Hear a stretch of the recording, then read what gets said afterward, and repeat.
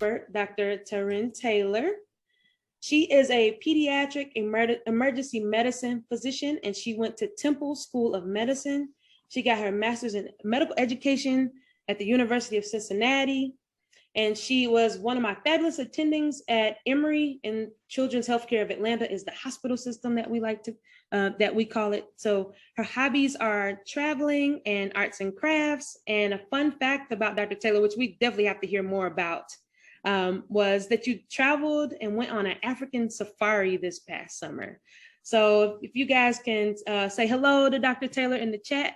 We're excited to have you here. And then I would like to introduce our second iDream expert, Dr. Oh, wait, before you do, I forgot one other interesting fact. Okay, I am also an NFL fan, and my team is still undefeated. Oh, just had to put that out there because I am from Philly, right? So those are my team. Okay, boom. Because I think Dr. Fischer likes sports too. So I had to just put that out there. Fabulous, fabulous. So we've got a Philly native Eagles fan as one of our iDream experts. And we also have our fabulous expert, Dr. Tiffany Fischer. She's our neurology iDream expert for today. She is an epilepsy specialist, so she practices in the field of epileptology. She went to Hampton University for her undergraduate degree and attended Wake Forest for her graduate degree, and then the Tar Heels Nation, UNC Chapel Hill, for medical school. She currently lives in Hershey, Pennsylvania, and works for Penn State Health, and she enjoys chess, dancing, coaching, Sudoku, piano, and she was raised in the first capital of North Carolina, and this is her first job. So welcome, welcome, welcome, Dr. Fischer. We're super excited to have you with us as well. I'm glad to be here. Definitely, I love sports. I think you can't grow up in North Carolina and not pick a shade of blue. And so my shade of blue has always been a Tar Heel, right? So that lovely sky Carolina blue. So even though as Dr. White said, she's a Steph Curry fan, I grew up as a CP3 fan, right? And so basically got to see him, got to see a lot of Tar Heels play, a lot of Wake Forest play. So that's what I would say is my favorite sport. So fantastic. So we are here to talk all about sports and injuries and the health of athletes, along with you all's illustrious careers. And so our objectives today are, during the session, we want you all to explore the professions of emergency medicine and neurology. We're going to share all about concussions and the acute management of concussions in the emergency room. And we're also going to help students decipher how neurologists treat epilepsy patients. So how many of you all have seen in the news recently where the quarterback of the Miami Dolphins had an injury? Just drop a yes in the chat if you've seen that recently. We already have so many things in the chat. Let's see. Yes, yes, you have. As you all know, no, some may not be familiar. So the quarterback of the Miami Dolphins, Tua is his name. He experienced a concussion, and it may have been a repeat concussion from what the headlines say and what the injury report showed from a previous injury just a few days before. I chose, it was two reasons. We can't watch the video because the NFL actually doesn't allow the video to play in other settings. So that's how severe this injury was. So if you want to see how severe the injury was, you can go to YouTube and check it out. But it was definitely a headline because if you can see here, he really sustained a horrible injury where his head really hit the ground and bounced off the ground. And we'll talk all about that in our stethoscope case file. So that's just a little warm-up preview of what to expect. And so do you all know anybody that's experienced a concussion before? Let us know in the comment section. Anybody? Yes. Somebody has themselves. Wow. Okay. A mild concussion, family members. Yeah. So as you know, it can be a pretty severe injury, but we're going to talk all about that today a little bit more in detail. But before we do that, we are going to meet our iDream experts. So let's jump right in. And Dr. Taylor, I know, would you mind sharing with us a little bit about the definition of emergency medicine and how you explain it, let's say, to a first-year student? Absolutely. So everybody knows what the emergency department is. And our job or our role in the emergency department as emergency department physicians is really first to stabilize any acute injury, make sure that we can identify anything that is life-threatening and pretty much fix it. So if it's going to kill you, we got to fix it. And the next step is really what I like to call putting on my detective hat. So once we've fixed all of the things that could potentially be life-threatening, our next role is to identify what could be causing it, what underlying illnesses may be contributing. Now, in addition to that, there may be other emergencies, injuries and such that may not necessarily kill you, but can certainly cause a lot of damage if not addressed. And so that is part of our job as well. So anything ranging from somebody that got hit by a car and has injuries to their internal organs, to concussions, to broken bones, to heart attacks, all of those things. Those are the types of illnesses that we see and take care of in the emergency department. Excellent. So thank you for sharing. It's such a wide variety. It is. Absolutely. It's such a wide variety. And so, and Dr. Weiss, that's the cool thing, is because no day is the same. Every day I'm seeing something different and can't anticipate what's going to come through my ambulance bay or through the front doors. And I think that's kind of fun. Absolutely. I love it. I love it. I love that. And so, Dr. Fischer, can you tell us a little bit about what neurology is and how you would share kind of that definition with students? Sure. So my short phrase is that I am a neurologist. I'm a checkup from the neck up. Anything below, I don't go. That's usually what I say, right? That's me being sarcastic. But neurology treats everything of the nervous system, which is your brain and your spinal cord, as well as your peripheral nerves that go out and help you feel your environment, as well as interact with your environment, with your motor system. So as a neurologist, I get to see the breadth of anything from stroke to epilepsy, to MS with multiple sclerosis, to headaches. That's the most common neurological disorder, and everybody typically is experiencing a headache.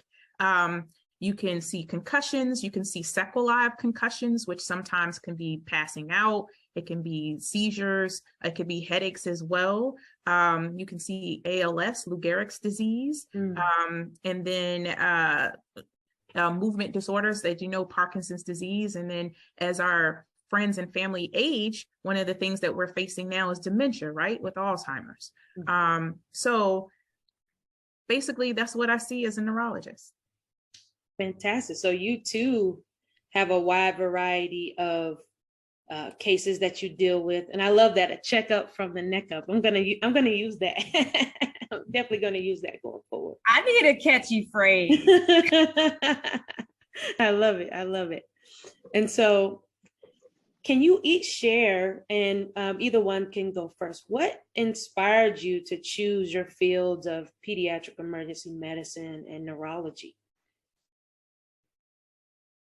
I can go first. Interestingly enough, I tell people it chose me because when I was actually a medical student, I did not enjoy being in the emergency department. And so I would never have guessed that this is where I would have landed in my career. But I will tell you that what drew me to it were a couple of things. Number one, I really like shift work, which means that when I'm at work, and when I'm gone, I'm gone. And so I never take call. People don't call me about patients when I'm at home. When I'm there, I'm all in. And when I'm home, I'm home. But the thing that I really enjoy, or what really drew me, is I like to work with my hands. I like to do procedures, but I didn't really feel like I wanted to be in the operating room. And I still wanted the opportunity to have a lot of variety. And so, and I have just, you know, I get bored easily. And so getting an opportunity to do a whole bunch of different things, getting to do stuff with my hands, but not necessarily having to be in the operating room all day, and just getting to meet just new people every day, all day, and in a very fast-paced, kind of high adrenaline setting, I felt like really drew me in a way that I really actually didn't anticipate. And so with that, I say keep an open mind, because you may find as you explore your careers that you're drawn to something that you wouldn't necessarily think fit your personality, but keep an open mind, because that's how the field grabbed me. I didn't choose it. Excellent. Thank you for sharing that. Thank you for sharing that. And Dr. Fischer, can you share what inspired you?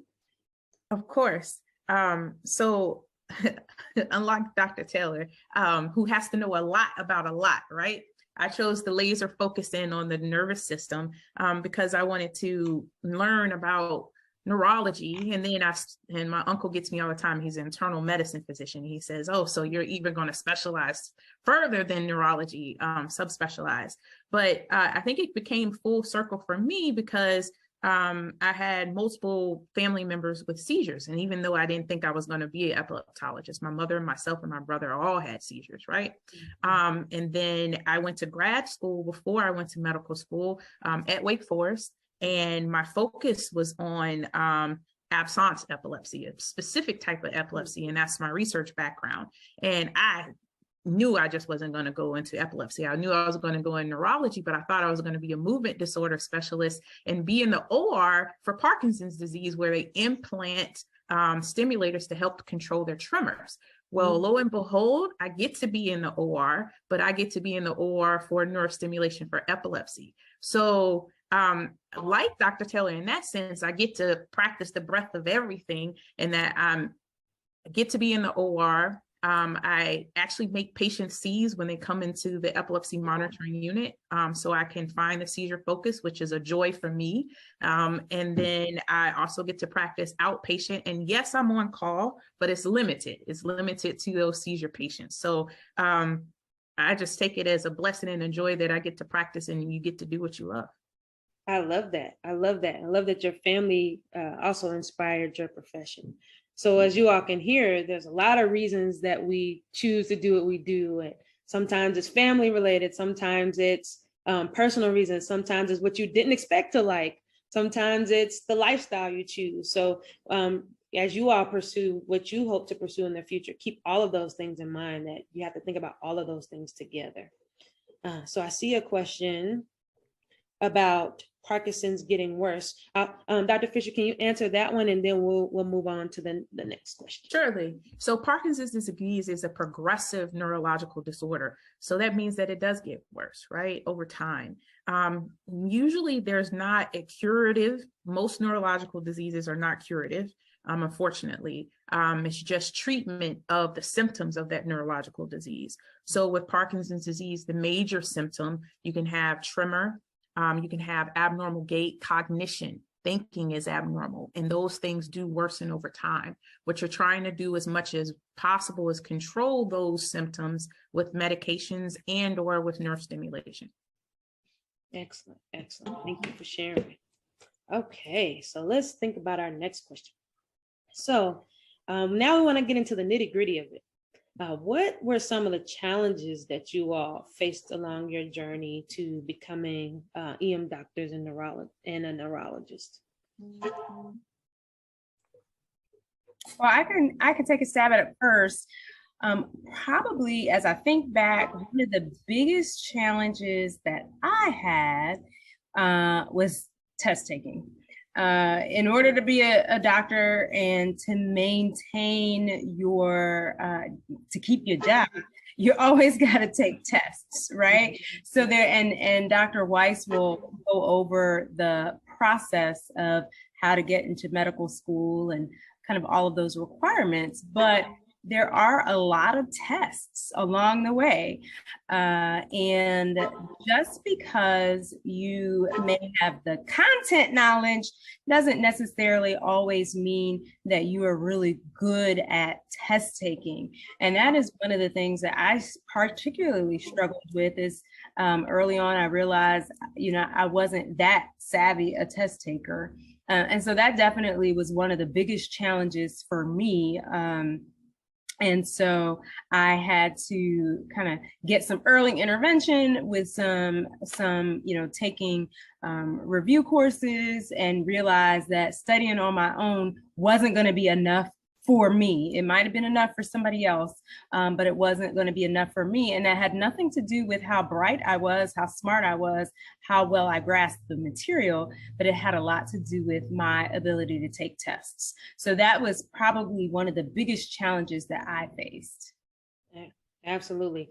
I will also jump in here and say I too struggled with tests, especially standardized tests. I think so as you all navigate, keep in mind that all of these successful physicians here also struggled with tests. And it was a challenge that we all overcame. And so Dr. Fischer, I'll let you jump in here too. And what challenges would you say you faced? Sure. I concur with Dr. Taylor and Dr. Weiss that definitely test taking is a different hurdle. It's a different beast in and of itself. And you have to figure out and navigate what specifically you need. It's not a one-stop shop. Not everybody is going to learn or learn the material the same. So basically I had to learn that the hard way through failing a couple of tests and then coming back and saying, hey, we've got to do something different at this point. I think the other thing to piggyback on is mentoring, right? Definitely in undergrad, you have a mentor, you have your group, they're pushing you along and they're making sure that you're successful. I think that definitely happens at HBCU.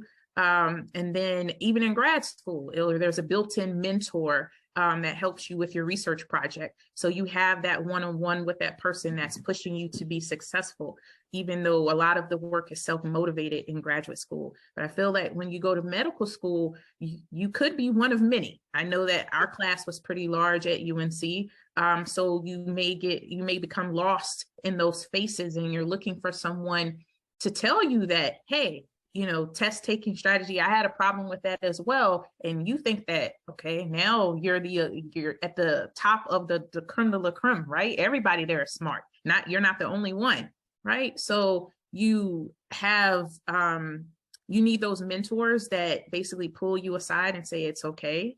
And here are some resources that we have. Here are some direction that we can give you to sort of help you along your way. Because sometimes you think that you're the only person that's struggling. Mm-hmm. And you can be on an island, a very lonely island. So I think that's important. Absolutely. I echo that too. If a lot of times most students are struggling and not telling everyone that they're struggling. So you'd be surprised that everybody has those feelings. And then I would be remiss if I didn't say that standardized tests are tough and they have bias written into them, right? So, it's not by, I will say it's to some degree, it is somewhat by design that it's a challenge, and especially for Black and Brown students. So you don't have to feel like you're alone or that you're struggling by yourself. As you heard, some unique strategies are to study in groups, take review courses, have a study plan.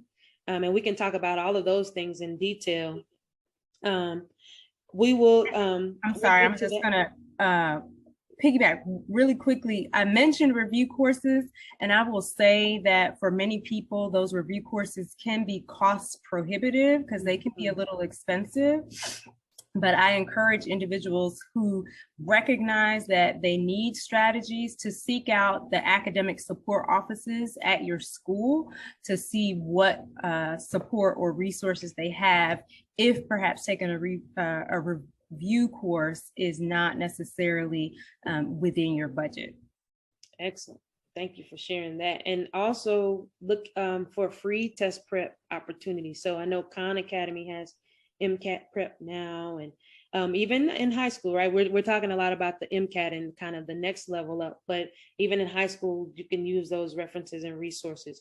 We'll get more into the study and the test prep and all of those things a little bit more tonight in our Pathways to Success segment, but we're going to move on for the sake of time, so we can jump into our case soon enough.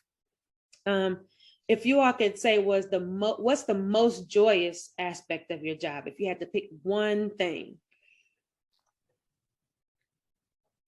I know that's hard. Dr. Fischer, you got to go first. I'm still thinking. Patients, right? We become physicians because of patient care. I think one of the most joyous things I can see is when patients actually reach an epileptologist. It takes people a long time to see one of us. And so when they finally do and they look like me, I count it a joy, because I think the best thing you can do as a physician is not only to take care of your patients, but to educate them. I feel that a patients cannot decide what's best for them. They can't be autonomous if you don't educate them with the facts. I love that. Man, you stole my thunder. Maybe I should have gone first. I would say the thing that probably brings me a lot, I won't say it's the most, but a lot of joy is when I can be at work and do my job and inspire either a patient or another learner, whether it's a high school or college student that is shadowing me or whomever it is. So when I can inspire somebody and they look at me and say, well, doggone it, if she can do it, I can do it. And they walk away from that like, my doctor in the ER was Dr. Taylor, and she inspired me to know that I can pursue this profession in the health professions. So while I love my patients, absolutely, I really love when I'm able to inspire them to pursue their dreams. And so I get a lot of opportunity to do that, and that makes me really happy. I love that. I love that. And I will be remiss if I didn't say, as a resident, you inspired me as well. So I will put that out there now. And as a soror, so shout out to any members of any sororities, but we are Deltas. And I know there's also an AKA amongst us, but we're excited regardless of what sorority you all have chosen. So with that, I'm going to ask this in a two-part fashion. I would say early on, my first question is, as a high school student, what would you think are some characteristics that high school students need to build, even if they're looking up the road and say, I want to go into this particular field? And then I'll ask the same question for the college kind of age. Do you have any differences you would suggest as successful traits or things to think through?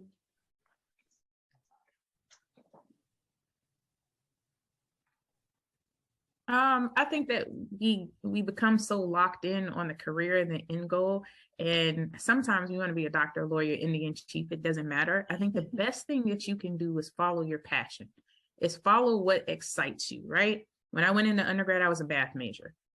That has not, well, it does have something to do with what I do now, but at that particular time, that didn't have anything to do with medicine, anything to do with research. I just loved math. And I think that I was able to perform well because it was what I love to do. So I think as you choose your path, your major, as you go through high school, is to stay focused and don't limit yourself. Don't box yourself into, I'm going to go into the sciences, or I'm going to be a pre-med major, or I'm going to be a biology major. Do what you love. Follow that path. If you like to play sports and you're well-rounded, continue on that path when you go to college. And as you go from college, whatever career path you have, if you're pursuing your passion, then every day you go to work, you're going to think about what your passion and your purpose is, because there are hard days to come. And that's what's going to, I think, help to push you through. Absolutely. Yeah, I would echo what Dr. Fischer said. I think there's a misconception that the path or the career path to becoming a physician is very linear. And to some degree it is, but what we have found is that the best doctors are the ones that come with a lot of lived experience, right? The ones who have said, you know what, I really am passionate about XYZ, as Dr. Fischer mentioned. And so they have pursued that. and they can then bring that lived experience. So for example, you're very passionate about sports.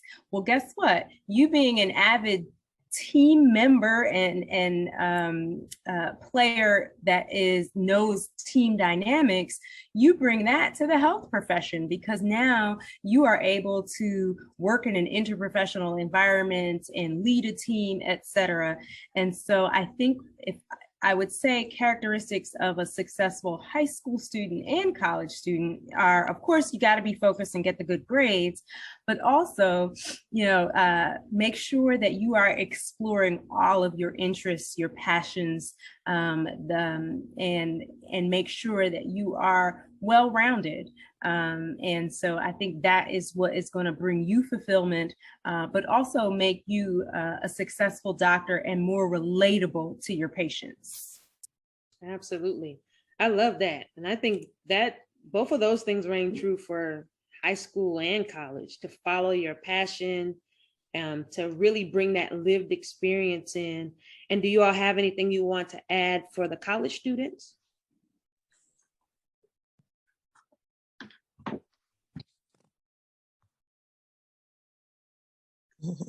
I think it would be more of the same. I think with respect to college, your focus is a little bit different now, because you're navigating, how to set yourself apart so that you stand out when you apply to the professional schools.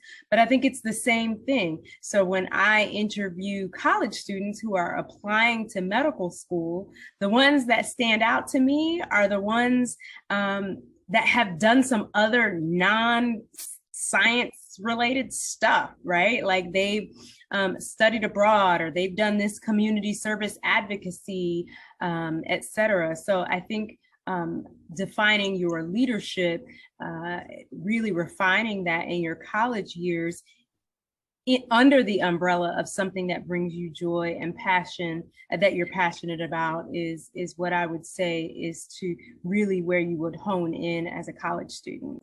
Mm-hmm. Excellent advice. I'm actually going to answer one of these chat questions. It's a little bit more severe than usual, so I'm going to pause here. So if you have a friend that wants to, or you're concerned about, wants to harm themselves, that's actually a pretty urgent concern.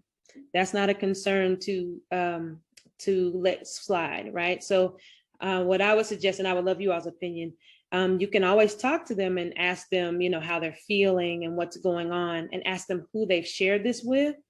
But if you get a sense that it's extremely severe, find a trusted adult, whether that be a school counselor, whether that be a teacher, whether that be just a trusted adult, and please convey that to them, because as health professionals, one thing we don't take lightly at all is concerns about self-harm and self-injury, and that's in all of our professions. So I just want to stop, and you guys can please comment on that as well, but I think that's really critical. If you're worried, even now, there's hotlines that you can share with your friend, that students can, or anyone, patients any age, can actually call. We'll get a hotline number for you even before we leave here. So we'll share that with you before you leave. So would you all like to add anything else to that? I was just going to say thank you for your transparency and vulnerability in asking that question, because I think that's a big deal, especially right now. We're seeing this escalate astronomically, and Dr. Weiss's recommendations are absolutely spot on. There's only so much you as a young person can do and should do, because you don't want to take on too much of that burden yourself. But that is when you lean on the guidance of a trusted advisor, and again, refer to some additional resources. But this is a hard stop. This is if you're concerned, then absolutely, that's the time to phone a friend for sure. Yes. So we just dropped the hotline number in the chat.